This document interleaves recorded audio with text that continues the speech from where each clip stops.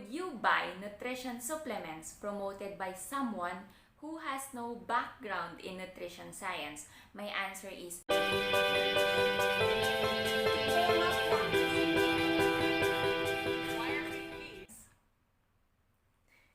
My name is Grace Banal. I am a registered nutritionist dietitian here in the Philippines, and I will be reading and reacting to your comments on my Facebook posts. Let's get to it.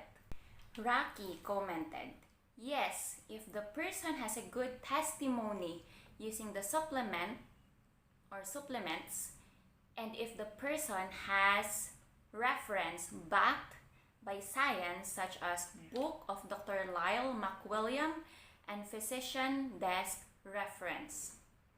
Sino si Dr. Lyle McWilliam? Based from Google, si Dr. Lyle McWilliam, marami siyang book on nutritional supplements, comparative guide to nutritional supplements. Aside from books, tingnan natin kung merong published research article si Dr. Lyle McWilliam. Kasi that's one way, that's a good way of establishing the credibility and expertise of a person regarding a certain topic or a certain field. Books, comparative guide to nutritional supplement, books. Wala. Tingnan natin, baka mali yung spelling ng Mac, baka M-E-C. McWilliam. Nutri-search, comparative guide to nutrition. Books pa din. So apparently, wala siyang published research article. And I would have loved it if meron siyang published research article about supplements. Kasi iba talaga kapag yung tao or yung expert na tinitingnan natin really has taken the time to research. Kasi pag nagre-research ka, titingnan mo lahat ng angulo, the pros and the cons, the before, the past, present, and perhaps the future. Lahat ng angulo titingnan mo para wala tayong ma-miss, para walang bias. So that's one of the reasons bakit hindi ako ganun ka-reliant sa books alone. So mas maganda kung we go for the books for general description, for the kumbaga for the basics, for the theories, but we go for the researches or evidences para yun yung magiging foreground natin to help us decide if we take this information or we adopt this expert's opinion or not. So, balikan natin yung comment ni Rocky, Miss Rocky Balboa. Okay. Yes, if the person has a good testimony.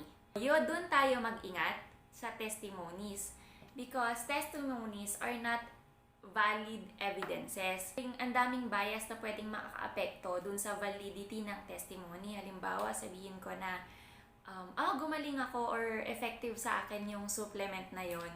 Pero nag-diet din kasi ako nag-exercise din ako So mapapatanong tayo, is it the supplement that helped us or is it the diet and exercise that we did? Alam mo yun, so there's no way for us to validate kung alin dun yung pag-cause ng improvement ng health natin.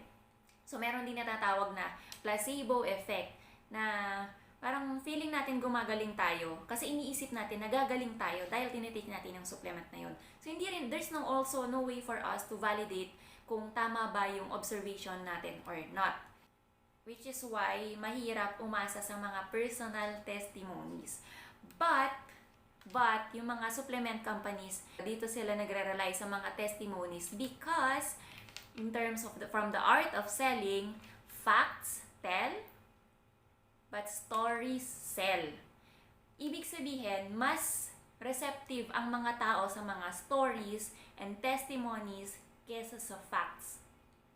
Which is dangerous when we are talking about health, supplements, or medicines. Kasi, importante ang facts. Kasi, kumbaga, yun yung truth.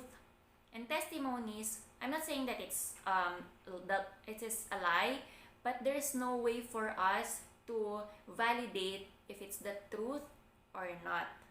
So, dun tayo maging careful sa testimonies and stories. So, we have to be careful with that. Next comment by Sam Castro.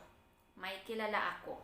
pabili nga ng supplement, mas magaling pa sa nutritionist. Hi Sam and hi Dad, hello. Na-experience ko na yan when I was working sa isang gym before. Ginagamit pa yung nutritionist office para magbenta or mag-discuss yung mga trainer about nutrition supplement, yung mga meal replacement sa mga client nila. Kasi side job nila yun, additional source of income nila, magbenta ng mga nutrition supplement sa mga kliyente nila. And I don't see anything wrong with that, really. Wala naman akong karapatan or I'm not in the position na pagbawalan silang kumita ng extra. Lahat tayo gusto natin kumita. The only concern that I have with this is that the nutrition supplement, for example, dietary supplement like meal replacement, it doesn't really teach the client how to eat well. And as fitness coaches, I believe it's our role to teach and educate and motivate our clients to adopt healthy eating habits and physical activity habits. And promoting meal replacement, it may help that person to lose weight, but it doesn't really help that person adopt the health habits necessary for that person to maintain the weight loss. Next comment. Yes, why not? Lalo na if recommended ni Daniel Padilla at Catherine Bernardo. Joke lang, Mare. Hehehe. Sasagutin ko na rin siya in a way na we have to be very careful din kapag ang supplement is promoted by celebrity. Number one, pwede sabihin na ginamit nila. How long nila ginamit yung supplement to say na effective yung supplement sa kanila? Second is, pag ginamit nila yung supplement and effective sa kanila, does that mean that effective na rin sa atin yung supplements? Next comment. From Lala Happy Happy. Hi Lala.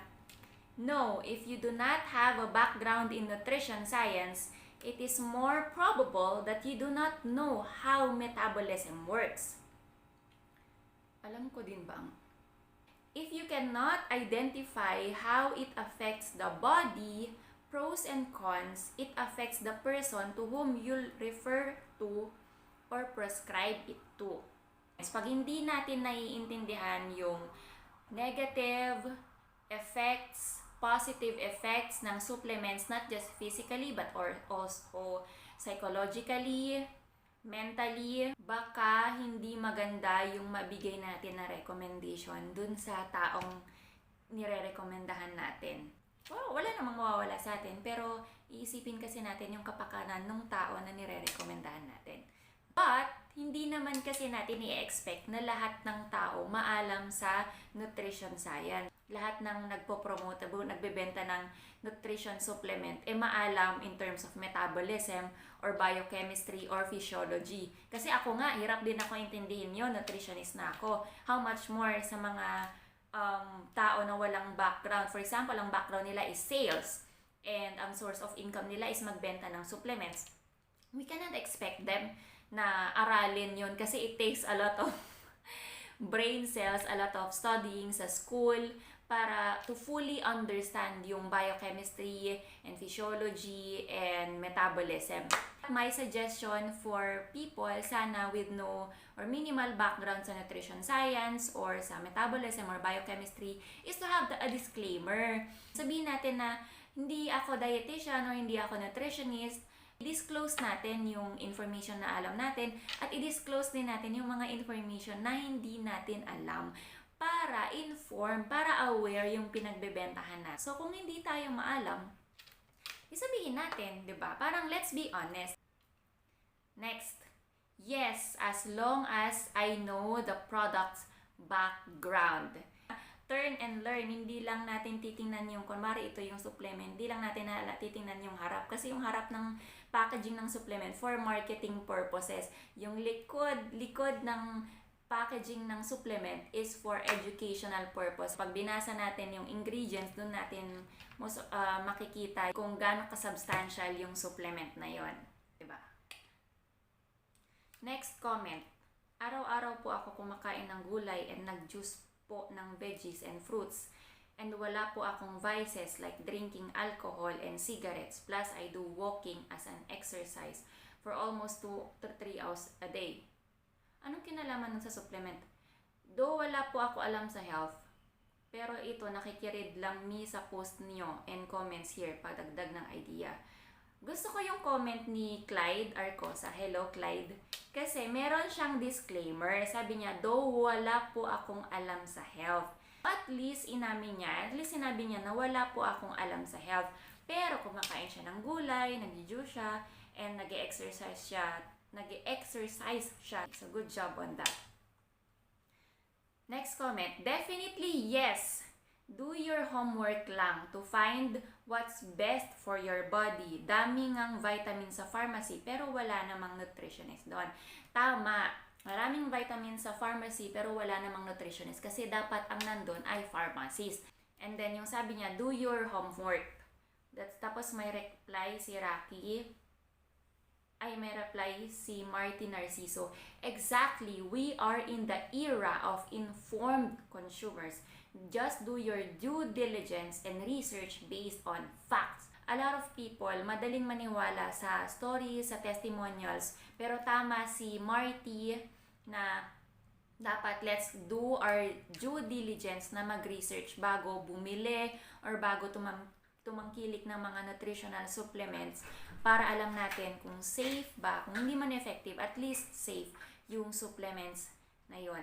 We are already in the era of informed consumers. Meron ng internet ngayon. So, madali na lang mag-fact check. Mga researches done about that supplement, yung background ng company. Huwag na yung mag-rely sa mga sinasabi ng mga nagbibenta ng supplements, but let's do our due diligence to research online regarding the supplements that we are thinking about na bilhin. Let me share you a quick story about my experience with this nutrition supplement promotion or nutrition supplement company. Last 2015, I was invited by a friend to attend parang nutrition seminar daw, and after the talk, doon na magkakaroon ng one-on-one na talk with the person. Tapos, with me. And then, yung kumakausap sa akin, hindi siya aware na nutritionist dietitian ako. So, tip for those who are selling, dapat alamin nyo muna yung background ng kinakausap nyo para ma-frame nyo yung sasabihin nyo, okay? Next, so hindi niya alam na nutritionist dietitian ako. And dami niyang sinabi about nutrition, about supplement na tumaas na pareho yung kilay ko. Sabi niya, Miss Grace, alam mo ba na kailangan natin ng around 1,000 to 3,000 milligrams of vitamin C a day? Alam mo ba, Miss Grace, kung ilang oranges yung kailangan mong kainin para lang makakuha ng 3,000 milligrams a day? Isang truck ng oranges. Kaya mo bang kumain ng isang truck ng oranges, Miss Grace? Kung hindi ako dietitian, mapapaisip ako, oo nga no, kailangan ko ng supplement na yan. So good job sa sales tactics ni Kuya. The not so good job is that mali, in-stress out niya na kailangan ko ng 1,000 to 3,000 milligrams of vitamin C a day based on the Philippine Dietary Reference Intake. Ito yung recommended na vitamin C intake per day. Masyadong mataas yung 1,000 to 3,000 milligrams of vitamin C per day, lalo na wala naman akong sakit that would require me to consume that much vitamin C. That may put me at risk to vitamin C toxicity, which is hindi diniscuss nung ni Kuya, nung seller. So yun lang yung concern ko. I experienced it not just once, not just twice, but thrice. Lagi akong nai-invite sa mga gantong companies, sa mga gantong events. And I'm not saying na lahat naman ng nagpo-promote ng nutrition supplement ay katulad ni Kuya na nakwento ko. I'm not really against these supplements because as a dietitian, I see the supplements as it is, as a supplement. Kaya nga supplement, hindi siya replacement. And it's also good if we take in supplements to make sure that we are getting enough of the nutrients that we need. For me, as a nutritionist dietitian, ang hirap na nga na mag-educate ng maraming tao in terms of nutrition, and then dadagdag pa yung burden na kailangan ko pang i-undo yung mga maling information na binigay ng mga certain sellers or promoters ng mga nutrition supplements, mga shakes, mga sports, even sports supplements. So parang it adds insult to the injury.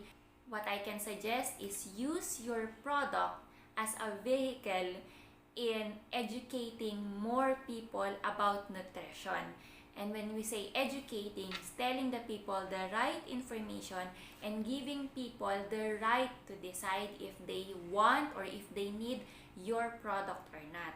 So in conclusion, would you buy nutrition supplements promoted by someone who has no background in nutrition science? My answer is yes, if that person gives you factual and truthful information.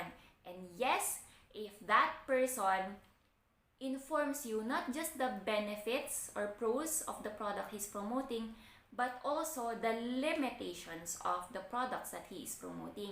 And yes, if that person does not pressure you into buying his or her product. And lastly, yes, if that person is giving you the right nutrition information, or if that person is helping us nutritionists, dietitians, educate people about the right information. So that's my take on my post, and stay tuned because I will read more comments from you and give my reactions to those comments. So thank you and have a great day.